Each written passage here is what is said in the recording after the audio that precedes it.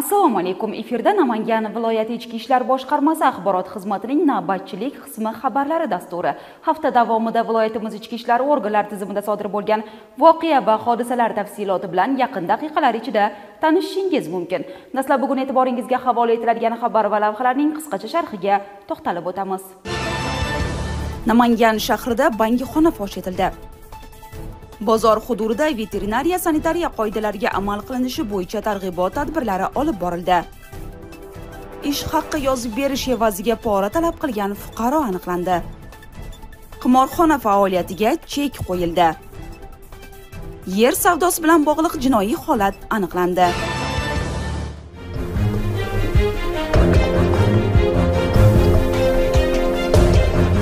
Yurtimiz bo'ylab o'tkazilayotgan xavfsiz va sog'lom yurt keng qamrovli tezkor tadbirlar doirasida Namanganda bangixona fosh etildi. Bir guruh shaxslar giyohvandlik moddasini iste'mol qilayotganda qo'lga olindi. Joriy yilning 25-noyabr kuni Namangan viloyati Ichki ishlar boshqarmasi, tezkor qidiruv xizmati, jinoyat qidiruv boshqarmasi va boshqa huquqni muhofaza qiluvchi organlar tezkor xodimlari tomonidan Namangan viloyati hududida o'tkazilgan xavfsiz va sog'lom yurt keng qamrovli tezkor profilaktik tadbirning 3-bosqichi doirasida tezkor qidiruv tadbirlari natijasida muhim holat aniqlanib, uning oldi olindi. Xususan, Namangan shahrining Chorsuv mahallasi hududida o'tkazilgan tezkor tadbir davomida shu mahallada joylashgan oshxonaning ichki xonasida Namangan shahrida yashovchi 1968-yilda tug'ilgan va 1974-yilda tug'ilgan fuqarolar hamda Davlatobod tumanida yashovchi 1987-yilda tug'ilgan va Uychi tumanida yashovchi 2001-yilda tug'ilgan fuqarolar birgalikda giyohvandlik moddasini iste'mol qilib, bangixona tashkil etganliklari aniqlandi. Voqea joyini ko'zdan kechirish davomida mazkur shaxslarning yonlarida jami 35 gram gashish giyohvandlik moddasi saqlab kelinayotganligi aniqlandi.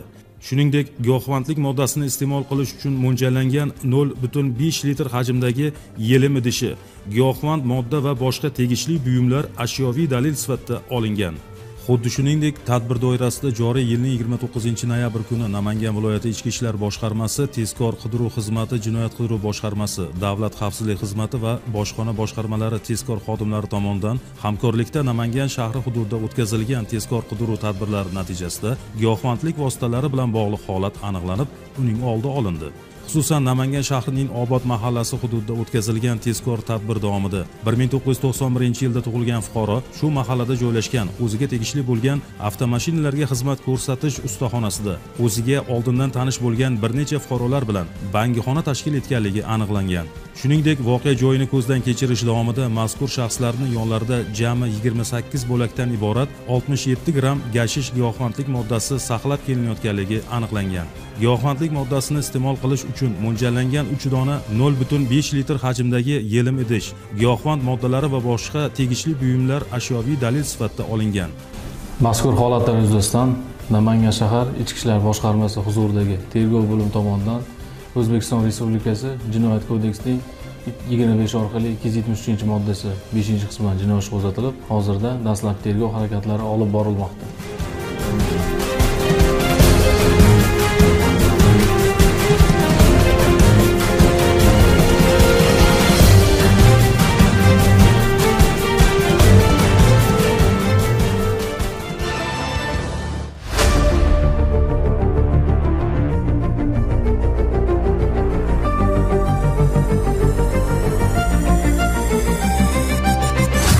Yurtimiz bo'ylab o'tkazilayotgan xavfsiz va sog'lom yurt keng qamrovli tezkor tadbirlar doirasida Namangan viloyati Ichki ishlar boshqarmasi, jamoat xavfsizligi xizmati, jamoat tartibini saqlash boshqarmasi, karantin tadbirlarini ta'minlash guruhi, Namangan shahar veterinariya va chorvachilikni rivojlantirish bo'limi hamda bozor ma'muriyati mas'ul xodimlari tomonidan Namangan shahar hududida joylashgan Chorsuv dehqon bozori faoliyati o'rganilib, bu yerdagi go'sht, sut, tuzlama mahsulotlari va boshqa oziq-ovqat mahsulotlari bilan savdo qiluvchi fuqarolar bilan veterinariya va sanitariya talablariga rioya etgan holda savdo qilishlari bo'yicha targ'ibot tadbirlari olib borildi. Karantin tadbirlarini ta'minlash bo'linmasi hamda viloyat veterinariya xodimlari bilan hamkorlikda aholiga sifatli oziq-ovqat mahsulotlarini yetkazib berish bo'yicha Namangan shahrida joylashgan Chorsu dehqon bozorida targ'ibot reyd tadbirlari o'tkazildi. Unda go'sht va go'sht mahsulotlari, parranda go'shtlari, tuzlama mahsulotlar yaroqlilik muddati o'rganildi. O'rganish davomida sotuvchilarga sanitariya qoidalariga rioya etilish bo'yicha tushunchalar berildi. Soha mutaxassislari tomonidan tadbirkorlarga har bir mijoz bilan savdo sotiqni amalga oshirish barobarida eng avvalo xushmuomalalik bilan birga sanitariya va gigiyena qoidalariga amal qilib, o'zlariga ajratilgan savdo rastalaridagina faoliyatlarini yuritishlari mumkinligi haqida tushunchalar berilib, ularni tibbiy daftarchalarini belgilangan me'yorlarga mos kelish va kelmasligi tekshirildi. Bu kabi hamkorlikdagi qo'shma tadbirlar viloyatimiz hududi bo'ylab davom ettirilmoqda.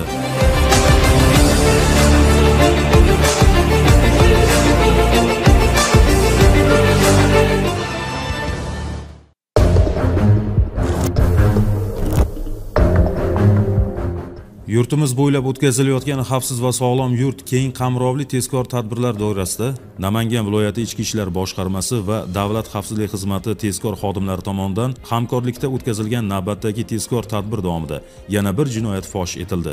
Unda Kosonsoy tumanida yashovchi fuqaro ariza bilan murojaat qilib, Kosonsoy tumanida yashovchi tuman fermerlar kengashida hisobchi lavozimda ishlovchi ayol o'z mansab vakolatidan foydalanib, murojaatchidan ish stajiga ega emasligini bilib, subsidiya asosida xonadon sotib olish uchun 6 oylik ish haqi yozib berishini bildirib, uning uchun 5 million 700 ming so'm pul talab qilgan. Shundan so'ng murojaatchi tomonidan belgilangan joyda kimyoviy ishlov berilgan 5 million 700 ming so'm pullarni qo'shtirnoq ichidagi uddabiron olgan vaqtida ashyoviy dalillar bilan ushlandi. Mazkur holat yuzasidan Kosonsoy tumani Ichki ishlar bo'limi huzuridagi tergov bo'linmasi tomonidan O'zbekiston Respublikasi Jinoyat kodeksining 168-moddasi bilan jinoyat ishi qo'zg'atilib, dastlabki tergov harakatlari olib borilmoqda.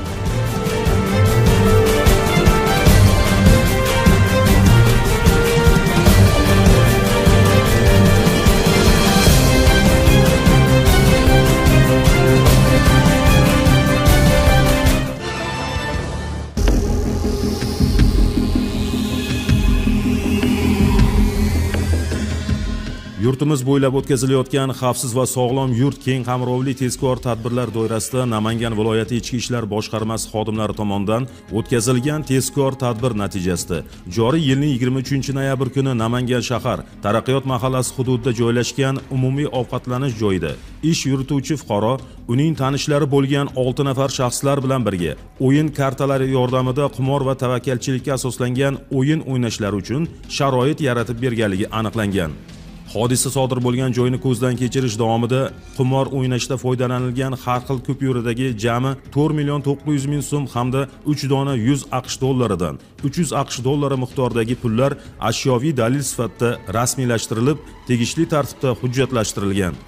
Mazkur holat yuzasidan Namangan shahar Ichki ishlar boshqarmasi huzuridagi tergov bo'limi tomonidan O'zbekiston Respublikasi Jinoyat kodeksining 278-moddasi bilan jinoyat ishi qo'zg'atilib, hozirda dastlabki tergov harakatlari olib borilmoqda.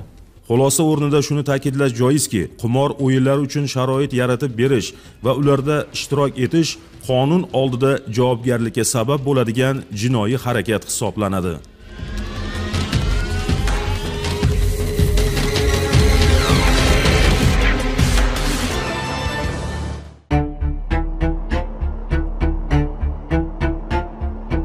Yurtimiz bo'ylab o'tkazilayotgan xavfsiz va sog'lom yurt keng qamrovli tezkor tadbirlar doirasida joriy yilning 25-noyabr kuni Kosonsoy tumanida yashovchi fuqaro Namangan viloyati Ichki ishlar boshqarmasiga ariza bilan murojaat qilib, unda To'raqo'rg'on tumanida yashovchi fuqaro o'zini nomida bo'lgan fermer xo'jaligi yer maydonidan 2 gektar qismini sotishini ma'lum qilib, 21500 AQSh dollari miqdorida pul so'raganligini bildirgan. Shundan so'ng boshqarma tezkor xodimlari tomonidan o'tkazilgan maxsus tadbir davomida fermer xo'jaligi rahbari 30 yilga ijaraga berilgan 5 gektar yer maydonidan 2 gektar uchun so'ragan 21500 AQSh dollari pulidan kimyoviy ishlov berilgan 10000 AQSh dollarini olayotgan vaqtida ashyoviy dalillar bilan ushlangan. Mazkur holat yuzasidan Chust tumani Ichki ishlar bo'limi huzuridagi tergov bo'linmasi tomonidan O'zbekiston Respublikasi Jinoyat kodeksining 168-moddasi bilan jinoyat ishi qo'zg'atilib, dastlabki tergov harakatlari olib borilmoqda. Xalqimizda qilmish qidirmish degan naql bor. Shaxsiy manfaatini har narsadan ustun ko'rgan bu shaxs endi qonun oldida javob berishi muqarrar.